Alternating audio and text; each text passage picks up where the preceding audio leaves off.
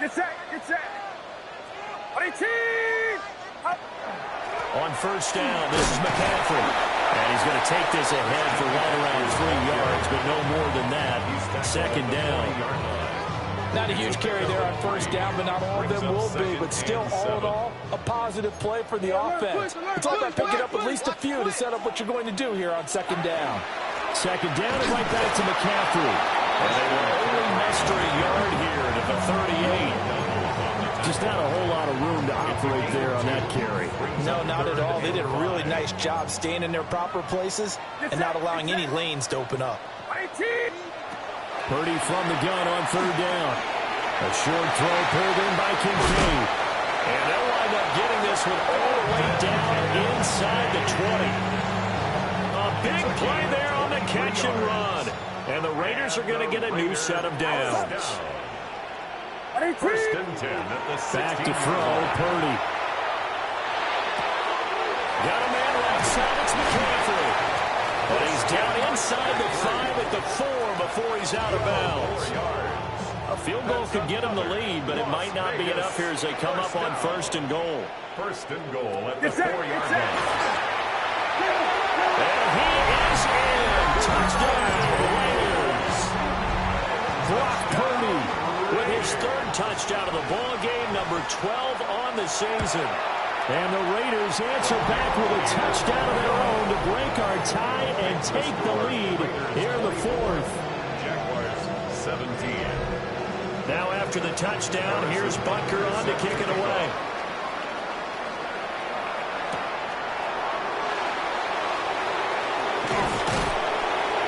And out a little across the 25 to the 27. The Jaguars offense and Breece Hall headed out onto the field. And he has put in a full game's work and then some. Just an incredible performance on the ground to this point in the fourth quarter. The Jacksonville offense set to begin their next drive. They'll start on the ground. Hall. And they're going to stop him right at the line of scrimmage. Just no cutback lane to be found whatsoever. Second and 10. That play brought back memories. Watching them string it out, letting the runner get all the way to the sideline area, but not letting him get out of bounds. They formed that picket fence and didn't allow him through. Not only that, got him for a loss as well here. And one of the reasons they lead in the fourth quarter, plays like that. Yeah, it took a little more time off the clock, making him do it that way, didn't it? And Stroud now to throw. And he's got his favorite target yet again. It's complete. And he'll be taken down, but not before he gets into enemy territory. That's another Jaguars first down. First and 10 at the 48-yard line. Play action. Here's Stroud. Finds his man. It's Olave on the crossing route. And he'll get this one down near the 20-yard line, just shy of the 20. The extra effort after the catch makes it good for a gain of 26 and also a first down. First and 10 at the 22-yard line. On the ground, this is Amari Hampton. And this will be a gain of 6 when it's all said and done. Down to the 15 from the 21. 15-yard line. This second and 4. Pickup brings up second and 4. 18. What's up? Stroud. Now he's going to step up and run. Well, they're in the end zone, but it's not verified yet. Hold on, there is a flag down.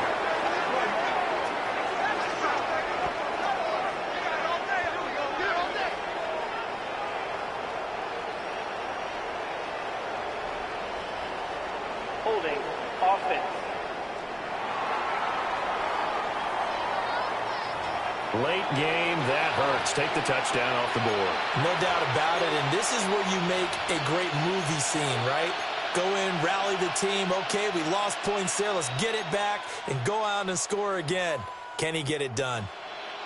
Now they face a second and long following the holding penalty.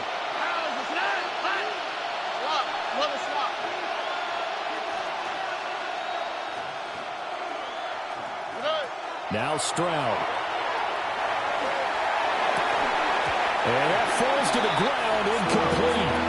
A Nice job of bodying him up defensively, and now it brings up third down. It's third down.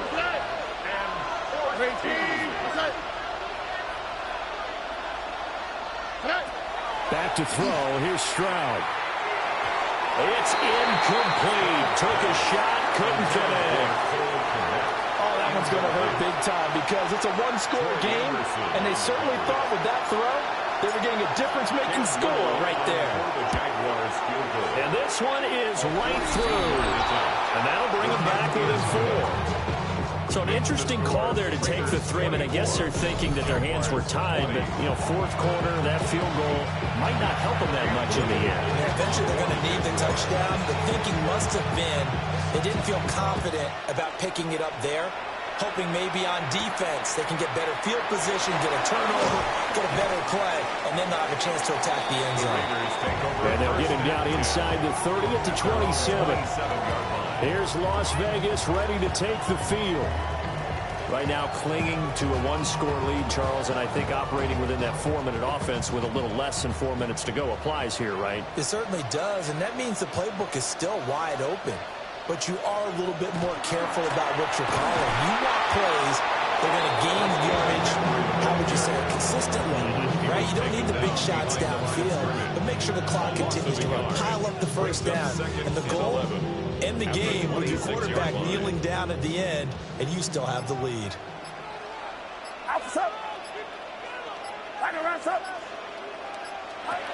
of the gun, Purdy. That's complete into the hands of Myers.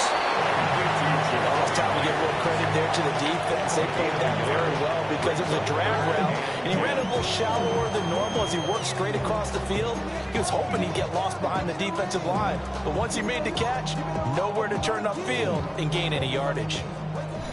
Fourth quarter, down to the final 2 minutes, and we've got a one-score game. So it's Raider football as we get you reset. They're facing a critical third down now as they try to hold on to this lead. Now, right where this set of downs started, they need a full 10 here to pick up the first down and move the chains. It's Myers again with another catch. And he's going to be stopped here a few yards short of the first as the tackle is made at the 33. Las Vegas sending out their punter now as he'll kick it away for the second time. His first punt, 45 yards. This looks good as well. 43 yards on the punt, return of 4. And it will be first and 10 as they take over.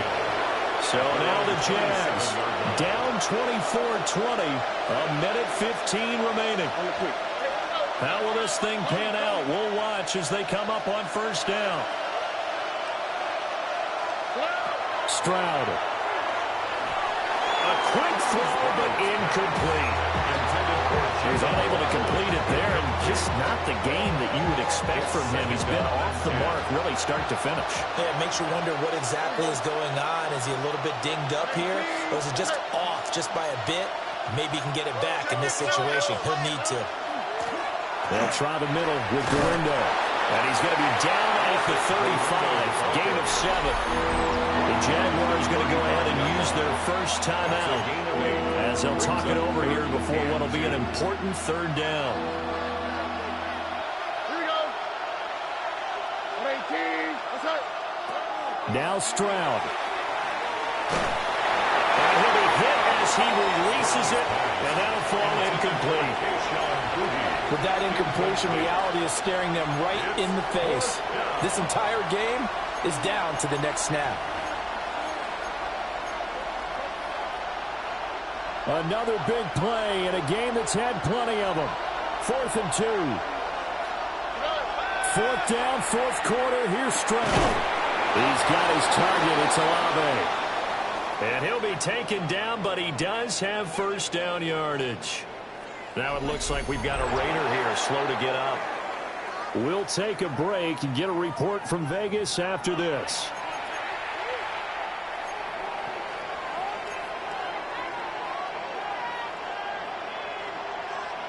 Two timeouts still available in this final minute. It's 1st and 10 now. Stroud to throw it. On the RPO, he'll keep it himself. And he just gets rid of it. Throws it away. A wise move there. Looked like nobody open. Now second down.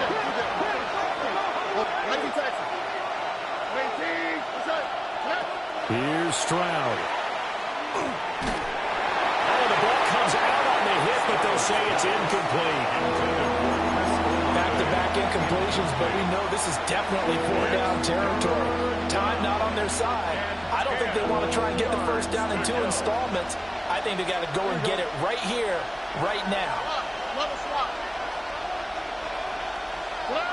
Stroud looks to throw. He's going to let it fly. And he knocks the ball away, and it falls incomplete. And that's the downside of taking these big shots because they're definitely lower percentage plays. And now you look up, and it's 4th down. So not only do you have to worry about getting big yardage, you also need to just keep the game alive. The decision made for them. They've got to go. It's 4th down. Here's Stroud. He's got his target. That's complete. Now the Jags will use the second of their timeouts as they stop it here with just under 40 seconds to go in the game. Final minute, 1 timeout remaining. 1st and 10. To throw is Stroud. That pass complete. Here's Butte with it. Here's second and a yard. A gain of 9. Brings up second. Handoff here, Guendo. And he's going to be taken down here with a penalty flag on the field. Holding offense. So that flag obviously takes away the good yardage that they had on the play. And talk about a momentum.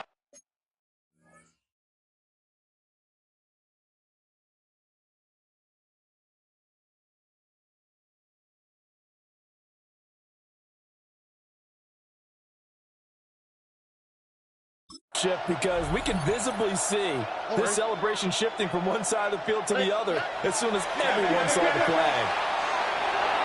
And that one going to come up short. No throw. A couple extra defensive backs out there in the dime, and because of that, really not many places to throw the football, if any. And typically, what would you want to do against that dime? Run the football. You want to run the ball, but you can't do it in this situation. Not nearly enough time on the clock. You having to really navigate against a tough defense presented against you. He wants it all for the end zone. That's going to be knocked away and incomplete. And remember now, a field goal does you no good. This is touchdown or bust territory. So they took a late shot for the end zone, but the defense, as they've been all game long, up to the task. 11.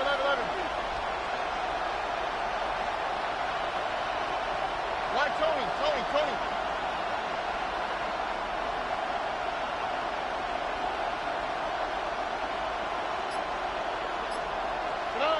Stroud now on 4th down.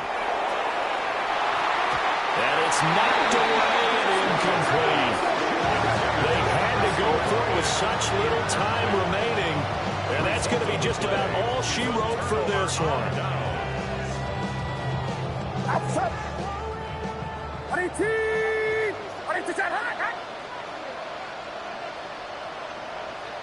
The Raiders likely going to get out of this with a victory as they take a knee.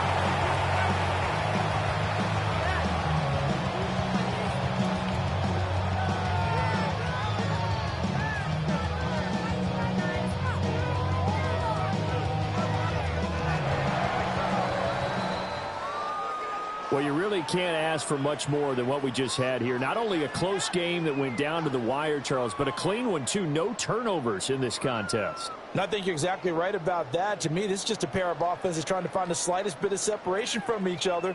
And they were both hoping that the other side would make the big mistake first. But today, neither side made that mistake. And what we got, a very entertaining game throughout. So for Las Vegas, they're back to 500 as they move to 4-4 on the year. And they'll hit the road next week to take on the Denver Broncos. Meanwhile, for the Jaguars, they fall 2 games under 500 now at 3-5. And they'll look to regroup